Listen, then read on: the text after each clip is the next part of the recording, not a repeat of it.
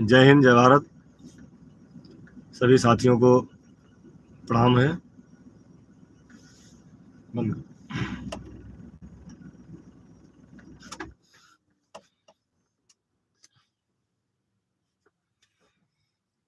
आवाज आ रही क्या अमरेश जी?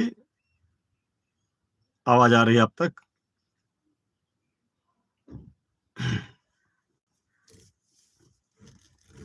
कृपया बताएं साथी, आवाज पहुंच रही है आप तक?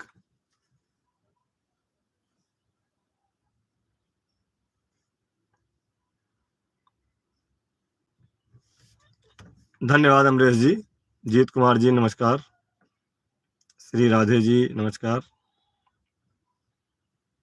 साथियों, आज उत्तर प्रदेश प्राथमिक शिक्षा मित्र संघ के जनपद महाराजगंज के जिलाध्यक्ष, हमारे वरिष्ठ साथी बड़े भाई राधे श्याम गुप्ता जी के नेतृत्व में भारत सरकार के केंद्रीय वित्त राज्य मंत्री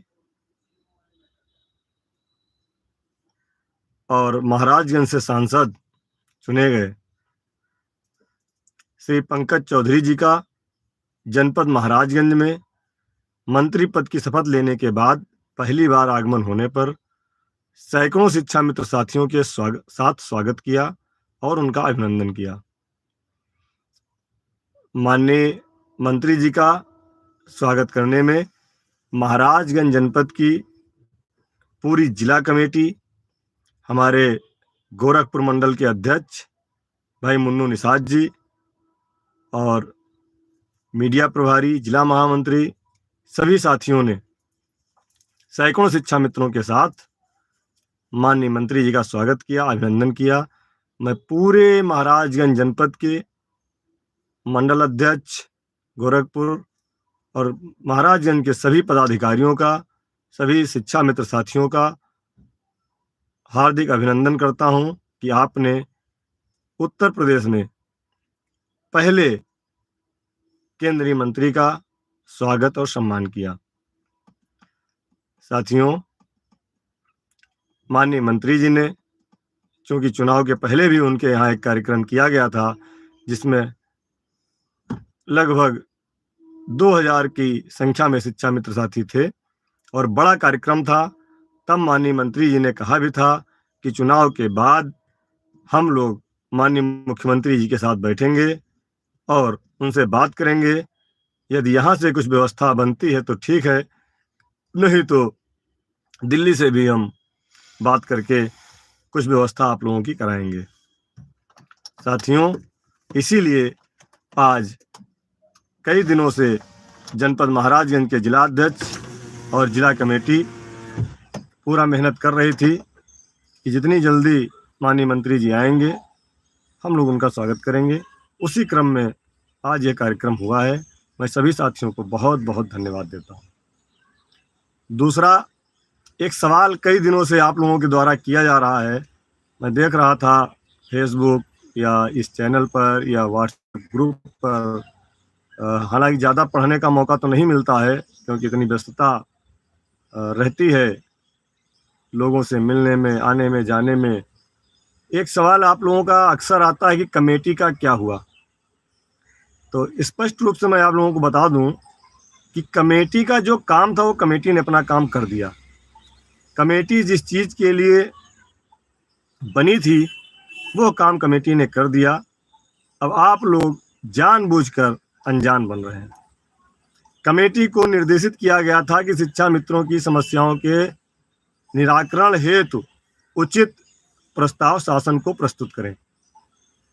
आपने देखा होगा कि कमेटी की बैठक कई दौर में चली, जिसमें 24 नवंबर, 29 नवंबर, दिसंबर में, फिर 18 जनवरी को सारी बैठकें, उसके बाद फिर एक और बैठक फरवरी में करके एक प्रस्ताव बनाया गया था।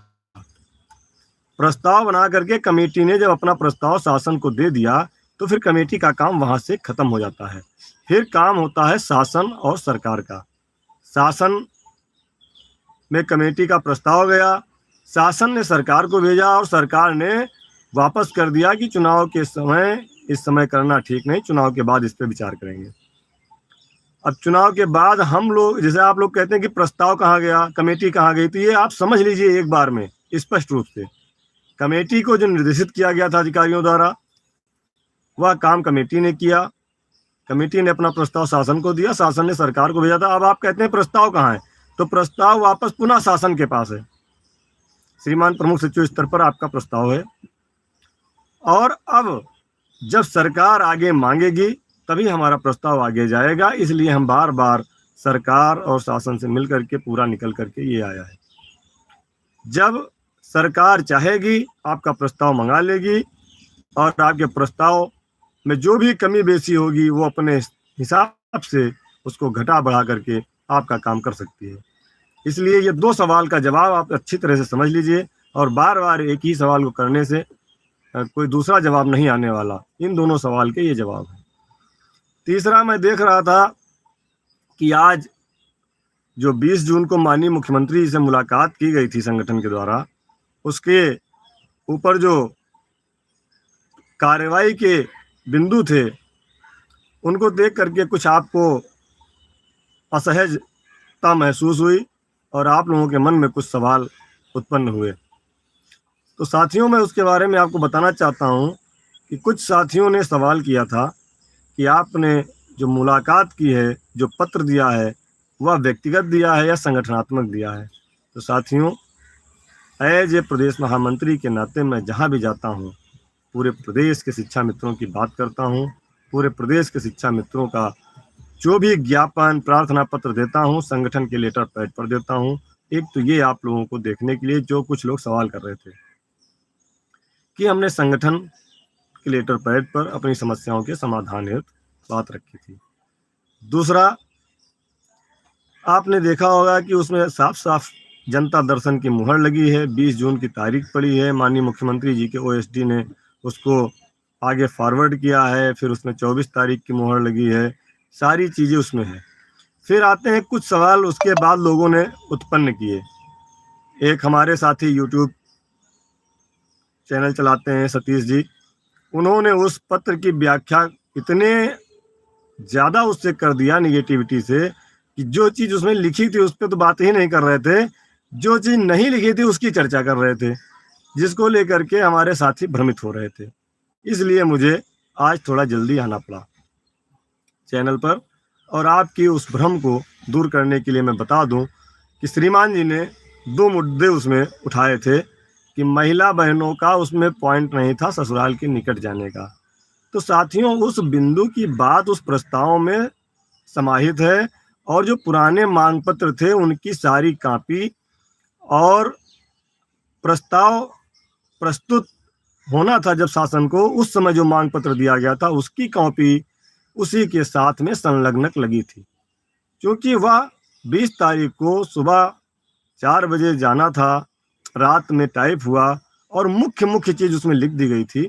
बहुत ज़्यादा उसमें डिटेल से नहीं लिख पाए थे क्योंकि 2 पेज की डिटेल थी, लेकिन उसमें सारे संलग्नक वो लगे हुए हैं जो 18 जनवरी की बैठक में हम लोगों ने प्रार्थना पत्र निदेशक महोदय को दिया था। इसलिए कहीं से भ्रमित होने की जरूरत नहीं है। सारी चीज़ शासन को पता है कि हमारे कितने शिक्षा मित्र साथी टीईटी पास हैं, कितने शिक्षा मित्र साथी टीईटी पास होने के बाद सुपर टेट भी पास हैं, लेकिन वो मेरिट में नहीं आ पाए थे। ये सारी जानकारी शासन को है। कितने शिक्षा मित्र साथियों को मूल विद्यालय जाना है, एक एक शिक्षा मित्र की गिनती सहित शासन को जानकारी है। कितनी महिला बहनों को अपने मूल विद्यालय जाना है, यह भी शासन को जानकारी है। कितनी महिला बहनों को ससुराल के पास जाना है और कितनी जा चुकी हैं, ये सारी जानकारी है। क्योंकि जिले के अंदर 2018 में जो 19 जून को शासनादेश हुआ था, उसमें हमारी बहुत सारी महिला बहनें अपनी ससुराल के गांव के विद्यालय में या उसके आसपास के विद्यालय में जा चुकी हैं। जो महिलाएं हमारी बहनें बची हैं, उनके लिए शासन में बात हो गई है, सहमति बन गई है, वह भी जल्द ही आपको रिजल्ट उसका मिलेगा। एक बड़ा इशू उसमें बनाया गया कि इसमें जिले के बाहर की बात नहीं लिखी गई है। तो मैंने कई बार आपसे कहा कि हमारा ग्राम पंचायत स्तर का पद है, जिले से बाहर जाने के लिए अधिकारियों में सहमति नहीं बनी है, लेकिन फिर भी हमारी बातचीत चल रही है और हमने जो 18 तारीख को दिया था मांग पत्र, उस मांग पत्र में स्पष्ट रूप से उल्लेखित है, उसकी छाया प्रति भी उसके साथ लगी हुई है। क्योंकि आपको पता होगा, अगर जनता दर्शन में कभी गए होंगे तो माननीय मुख्यमंत्री जी को जो पत्र हाथ में दिया जाता है उसको केवल 1 पेज का दिया जाता है। जो संलग्नक होते हैं वो मुख्यमंत्री जी के जाने के बाद वहाँ पर जो ओएसडी होते हैं उनको दिया जाता है। बाद में वो लोग दोनों को पिनअप करके विभाग में भेजते हैं। बहुत सारी चीज़ें होती हैं जो जिसकी जानकारी हमको आपको ना होने के कारण दूसरे अन्य लोग हमको आपको आपस में लड़ाने का काम करते हैं, हमको आपको आपस में बांटने का काम करते हैं। कहीं टेट पास नॉन टेट शिक्षा मित्रों को लड़ाने का काम किया जाता है, कहीं महिला बहनों को मूल विद्यालय ससुराल के विद्यालय जाने में बांटने का काम किया जाता है। ये सारी दिक्कतें बीच के लोग फैलाते हैं। संगठन एक एक शिक्षा मित्र साथी की लड़ाई लड़ रहा है। हमारे बहुत सारे साथी हैं जो टीटी पास हैं, उनकी भी लड़ाई अगर कोई लड़ेगा तो उत्तर प्रदेश प्राथमिक शिक्षा मित्र संघ ही लड़ेगा शासन और सरकार से, मैं स्पष्ट रूप से आपको बता दूं। लेकिन जब नंबर आएगा तब, अभी तो सूचना शासन को है, संख्या शासन को पता है, लेकिन जब भी शिक्षक भर्ती आएगी उसमें तीसरी बार वेटेज के लिए हमको लड़ना पड़ेगा। ये बात हमने तमाम बार आपसे कही है, लेकिन फिर भी लोग उसको इशू बनाते हैं। ये आप लोगों की सोच को हम नहीं समझ पा रहे हैं, जो लोग बांटने का काम करते हैं। हमारे शिक्षा में साथी सब समझते हैं। टीटी पास शिक्षा मित्रों के लिए भी लड़ाई लड़नी पड़ेगी, तब जा करके वो 25 अंक का वेटेज मिले ना मिले अभी आप नहीं कह सकते, ये सरकार के ऊपर निर्भर करता है। इसलिए आपस में लड़ने की जगह जब तक शिक्षक भर्ती नहीं आ रही है तब तक 1.5 लाख शिक्षा मित्रों की एक व्यवस्था बने, जो भी व्यवस्था बने तब तक के लिए एक बने। जब भर्ती आएगी तब कैटेगरी की आप बात करेंगे, तब आप उत्तराखंड मॉडल की बात करेंगे, क्योंकि सुपर टेट को पास किए बिना राज्य सरकार कहीं अध्यापक भर्ती नहीं करने वाली। ये सरकार का स्पष्ट निर्देश है। कई दौर की वार्ता में ये बात हुई कि जो टेट पास साथी हैं उनके लिए कुछ व्यवस्था अलग से कर दिया जाए, लेकिन ना अधिकारी तैयार नहीं है। वो जो भी व्यवस्था करेंगे उनका सीधा कहना है जब शिक्षक भर्ती आएगी तब उस पर बात करिएगा। तो बटने की जरूरत नहीं है। जो लोग इधर उधर कर रहे हैं उनके चक्कर में मत पड़िए। संगठन एक एक शिक्षा में साथी की जानकारी शासन से लेकर के पैरवी कर रहा है। सारे पदाधिकारी लगे हैं। आज लखनऊ में हमारे कई जिला अध्यक्ष साथी सुबह से थे। सुबह 5 बजे से वह सारे साथी मेहनत कर रहे हैं और उसका परिणाम कुछ भी हो, लेकिन काम करना हमारा काम है। जिसमें माननीय मुख्यमंत्री जी से मुलाकात के लिए भी आज व्यवस्था थी, लेकिन हाथरस कांड की वजह से आज मुलाकात नहीं हो पाई। हालांकि अन्य लोगों से मुलाकात हुई है।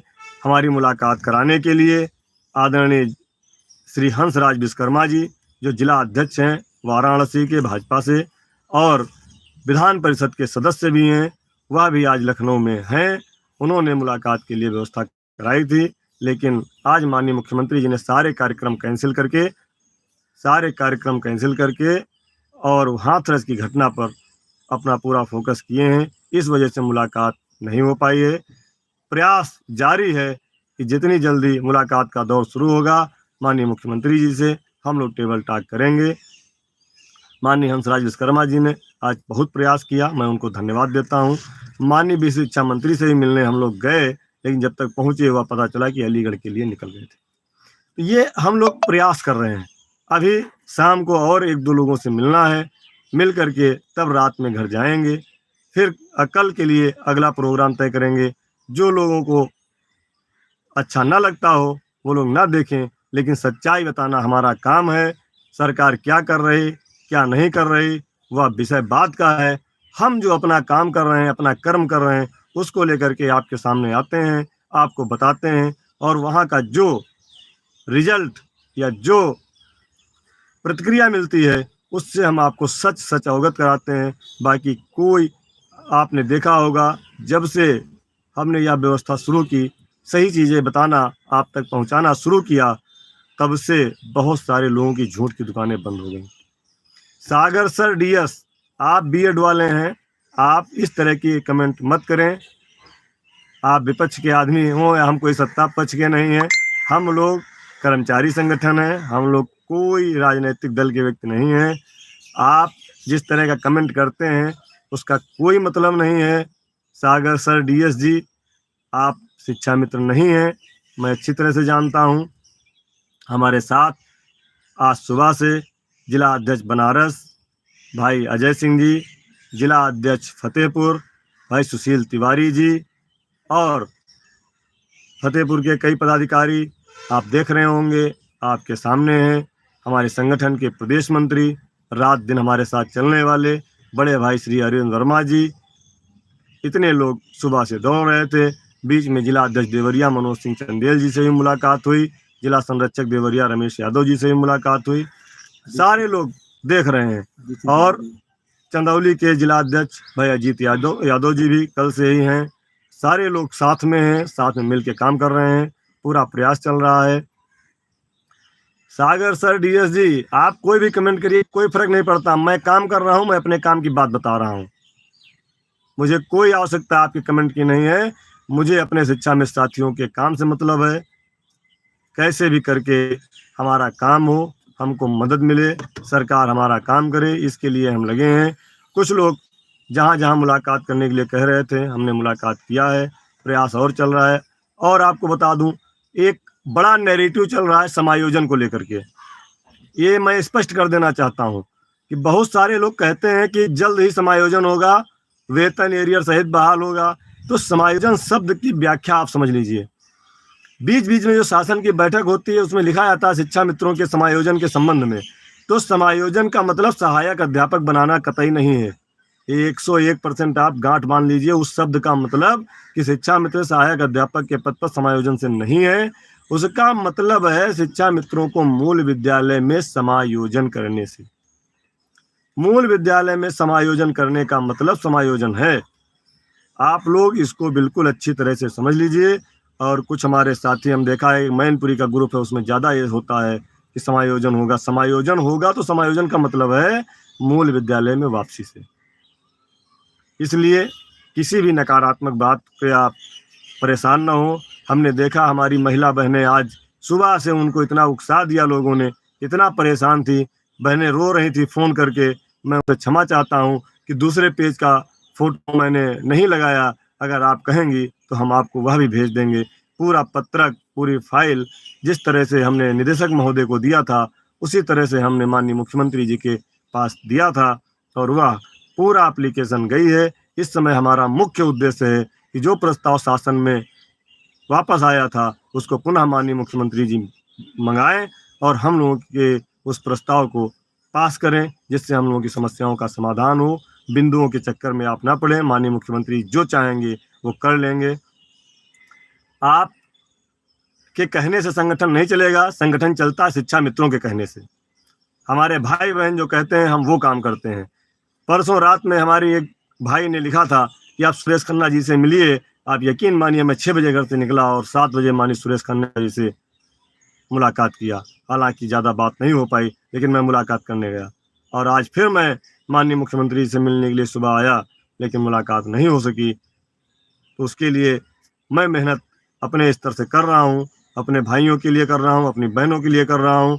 और उनका जो भी सुझाव आता है, मैं प्रयास करता हूँ कि उनका वह पूरा सुझाव के तौर पर मैं आगे काम करूं। और हमारे संगठन के सभी पदाधिकारी मेहनत कर रहे हैं। हम लोग प्रदेश की बैठक करने जा रहे हैं, और प्रदेश की बैठक में उचित निर्णय लिए जाएंगे, जिनसे आपको अवगत कराया जाएगा। आप लोग परेशान ना हो। कुछ बिंदु अभी बाकी हैं जिन पे बात करना है, अभी शाम को मुलाकात करना है। बहुत सारी हमारी बहनें परेशान थीं, इसके लिए मुझे बताना पड़ा। आप लोग कतई परेशान ना हो, ससुराल वाला बिंदु है और उस पर भी चर्चा शासन में हुई है। रिजल्ट क्या आएगा ये बात की बात है, लेकिन आपका हित सर्वोपरि है। आपके लिए हम पूरी लड़ाई लड़ रहे हैं। पैसा कैसे हम लोगों की आर्थिक समस्या दूर होगी, वह समस्यात्मक है। उसके लिए माननीय मुख्यमंत्री जी फाइल मंगाएं हमारी, उसको पास करें। हम सभी लोग यह चाहते हैं। और जो छोटी छोटी समस्याएं हैं, उनका समाधान भी अपने आप हो जाएगा। सबसे पहले हमारी आर्थिक स्थिति सुधरे, इसके लिए प्रयास चल रहा है। इन्हीं सब बातों के साथ मैं अपने सभी साथियों से क्षमा चाहते हुए, कि आपको जो कष्ट हुआ उसके लिए मैं क्षमा चाहता हूँ। लेकिन ऐसी कोई बात नहीं है, कोई भी आपसी वो नहीं है, ना कहीं बटने की ज़रूरत है। हम सब की बात करते हैं। सभी हमारे भाई हैं, बहन हैं, चाहे टेट पास हो, चाहे नॉन टेट हो, चाहे जो हमारे सुपर टेट पास बैठे हों, उनको नंबर ना आया हो, जितने भी साथी हैं हम सबके लिए लड़ाई लड़ रहे हैं। और एक एक साथी की लड़ाई लड़ने के लिए हमारे दिमाग में रहता है, सबकी समस्याओं को लिखा जाता है। इसलिए बिल्कुल शकील जी, महाराजगंज जनपद ने आज झंडा गाड़ा है।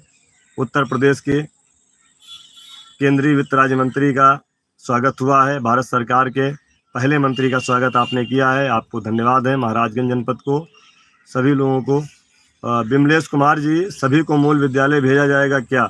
नहीं, ऐसी कोई बात अभी शासन में चल नहीं रही है।